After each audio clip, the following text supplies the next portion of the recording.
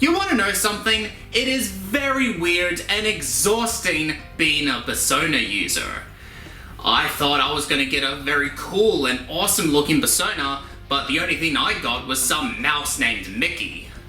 I still have feelings, you know. Be quiet, Mickey! Don't make me bring Minnie to ya! Oh my god! It is that time again, and my TV is going static, which means somebody is in danger. Okay, let's see who we have to save this time. It better not be fucking Donald again. He's always going out gathering ingredients.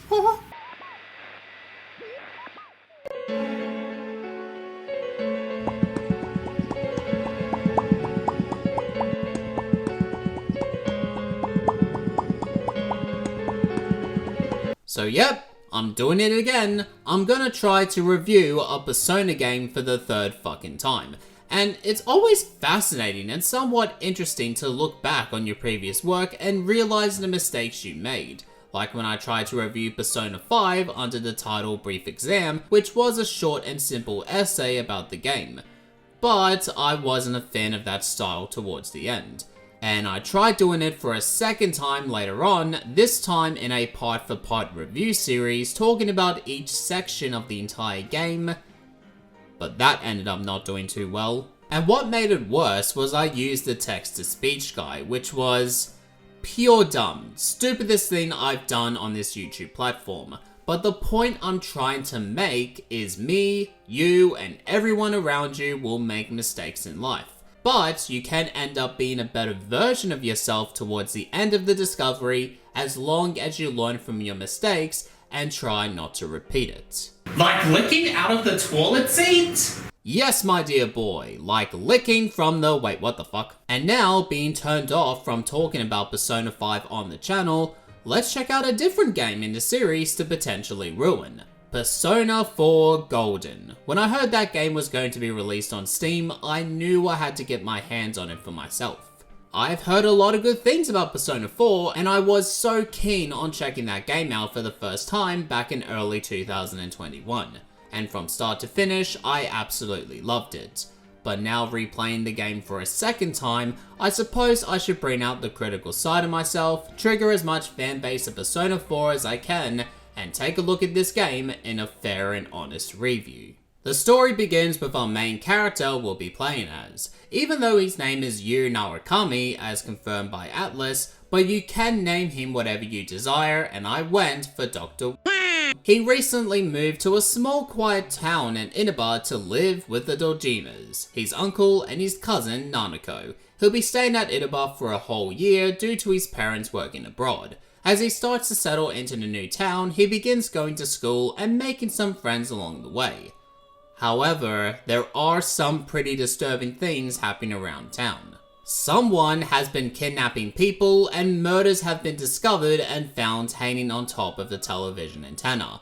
Not only that, but a rumor spreads that if you watch the Midnight Channel, you'll see someone appearing on the screen. Out of curiosity, Yu touches the TV to reveal a portal to another world inside the television itself. You, along with your new friends Yosuke and Chie, enter the dimensional portal from the TV to find a place called the Shadow World.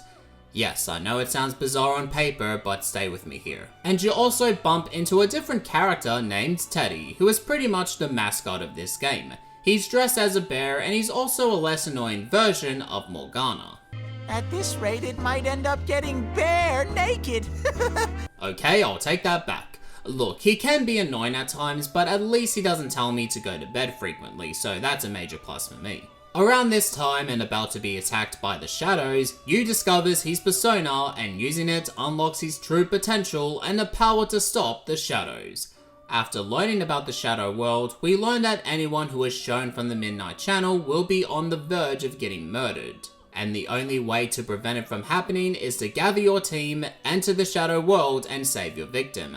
As the story moves forward, you'll grow your team by adding new members like Yukiko, Kanji, Rise, and Nanako, and you all work together to stop the mysterious case of murders and get one step closer to catching the killer. This is definitely a different story compared to Persona 5. Persona 5 was about taking the heart of the corrupt adults, while Persona 4 is a murder mystery storyline where you find the clues and catch the killer. I do love me some murder mysteries because back in my day, I was a part of a theatre group where we put on plays about murder mysteries in local pubs and retirement villages, and at the end of the play, the audience gets to put the clues together themselves to find out which actor was the culprit. It was a lot of fun back then, and it did take me back to those times. And I refuse to talk in depth about Persona 4's story because when it comes to this sort of plotline, the best experience you'll find while playing this type of story as if you are trying it out for the very first time without any guides, walkthroughs, or spoilers in your path. And I definitely felt I had a lot of fun going through it in my first playthrough. So having said that, the story is amazing, and it's probably one of the best stories I've played in a Persona game and perhaps of all time. So many twists and turns, a lot of hidden messages to remember, and the game rewards you for that later on in the third act. It's such a good experience. If you don't want to play Persona 4 because of the gameplay, then play it because of the story. But once again, like Persona 5, Persona 4's first few hours may seem slow and it will feel like a drag, but just keep the faith. Keep playing along because eventually you will get on to the good shit. The character models and designs are pretty good for the most part. I say that because it looks like to me all the effort went into the major characters of the game, while the rest of the NPCs look like the default creations of making your character from Nintendo Wii. And plus the overall base design of the model is pretty similar to the previous title, Persona 3.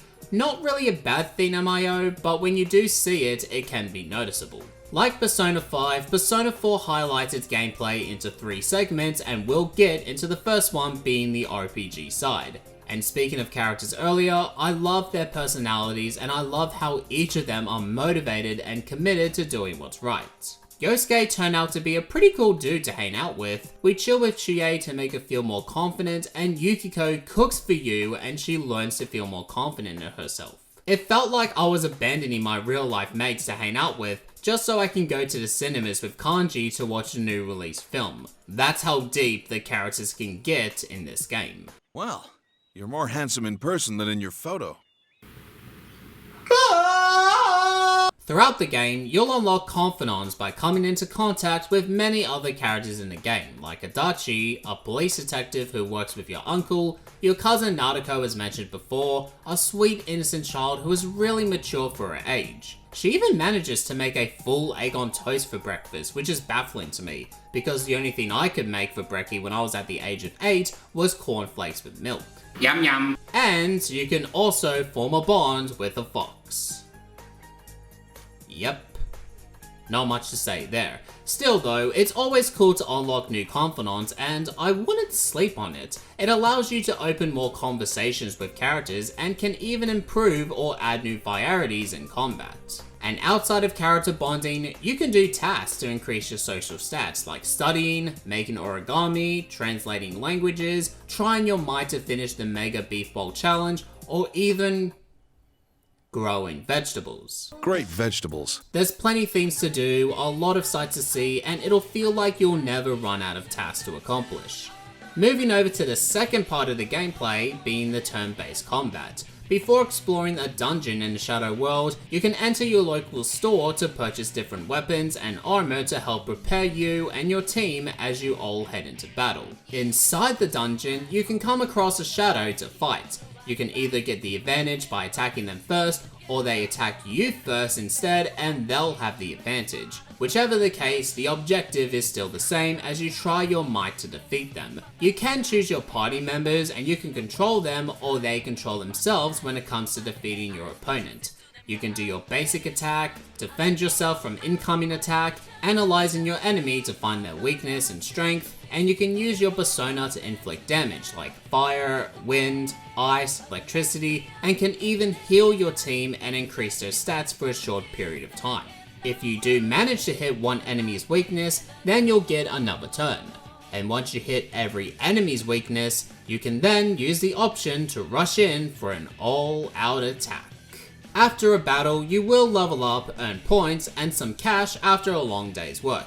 And if you're lucky, you'll see some cards shuffling around and you can pick some of them or try your luck and pick all of them. Some of these can help you out in the future, like earning more money and EXP, not encountering any more shadows for a while, and adding more personas to your arsenal. And that brings us to the Velvet Room. It's exactly what you'll expect. You can fuse different personas to create a better persona. It's pretty much what you know already from Persona 5, only this time it's located inside a limousine. I always like the combat in Persona games as you really have to think what your next move is, otherwise you could end up making a mistake and failing the battle. But if you push on and with enough skill and luck, you can overcome your objective and succeed. However, I'm not a huge fan of the cards coming in and choosing which cards to take, as seeing it over and over got a bit tedious for me. And the third and final type of gameplay to discuss is the dungeon crawling. I like the environment and the overall look and presentation of each dungeon. You can explore different areas like the castle, the sauna, heaven, and even the strip club, to name a few. What I really do like exploring around these places, your screen gives a static effect to the dungeon, making the game feel as if your team is inside the television screen on a reality show, which is really cool from a designer's point of view. But what I don't like about these sections is the layout and the structure on getting from your destination from A to B, from floor 1 to the final floor, is the same. You start from the bottom, beat some enemies, walk up the stairs, complete a puzzle or two until you reach the final floor and encounter the boss for that dungeon. And sure, Persona 5's palace objective from A to B is the same, but at least the layouts in between are different and you're always doing something new before you make it to your endgame. I know some people don't really mind this type of gameplay, which is absolutely fine. If you enjoy something, then preach it, spread the word, and let everyone know why you like it. I just find these parts of the game a bit annoying. It didn't affect the overall experience of the game for me though. For the most part, in terms of the gameplay, I really do love it. The RPG side is fun, the combat is enjoyable, and while I'm not the biggest fan of the dungeon crawling here, I do like to check out the different locations I've visited. But what I am a fan of is the soundtrack. I know it's common for me to say that the soundtrack is good in almost every video game review, but I love video game music, and Persona 4 just demonstrates that. From the groovy, bright and dance-along type of music to the intense, dark and mysterious kind, Persona 4 Golden has got you covered in almost every genre. There's a lot of good songs here. Your Affection, Reach Out to the Truth, I'll Face Myself, Heartbeat Heartbreak, Secret Base, Snowflake, and even Juness, to name a few, are all great to listen to. They all come in at their own pace depending on the weather and location you visit. Other than that though, there's really not a whole lot to add here, so I guess you can probably call this a spoiler-free review because all the other mentions I want to mention are during the third act of the game. In person, she's nothing like she seems on TV, so don't get your hopes up, okay? But I will say that coming back to Persona 4 Golden on PC was an enjoyable time. It's a video game that made me feel happy, sad, angry, all different types of emotions, and that's exactly what I want out of a video game, especially if it offers a very deep story, which it does. Not only that, but it offers so many cool things to go through. Gameplay is fun, despite the few nitpicks, the soundtrack is amazing, and again, the story is really fun to experience. Like I've said, if you don't want to play this game because of the gameplay, then just play it for the story. And regardless if you decide to buy for the PS2, PS Vita, or even on PC, it delivers a rollercoaster journey that everyone should try out. So with that said, I'll be giving Persona 4 Golden a score of 8 out of 10. Definitely one of the better games I've tried back in 2021, and it is still good to this very day. And to be honest, it really did cure my depression since playing Fallout New Vegas, and that one dude came up to me and said, God, but are you ugly?